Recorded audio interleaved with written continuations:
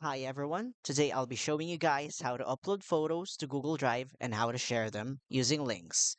Alright, so let's open up a browser over here.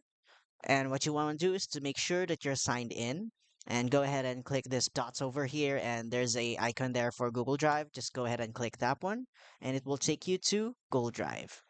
And for better accessibility and of course to be organized, it's better to do a new folder here. Let's create a new one, photos. All right. Okay, once you have created this one, you want to go ahead and click on the new button and do file upload. All right, so let's look for the pictures that we would want to upload to this drive. All right, so for example, let's do this one. Let's do this tree over here. Let's just wait for them. All right, there we go. And if you want to share just one photo, just go ahead and click the three dots over here of the photo that you want to share. And there's a share button here. Just click share, you can go ahead and put the general access to anyone with the link, and you can go ahead and copy the link to share to other people, like so.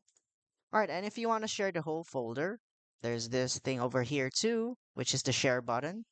Basically the same process. Click on share, restricted to anyone with the link.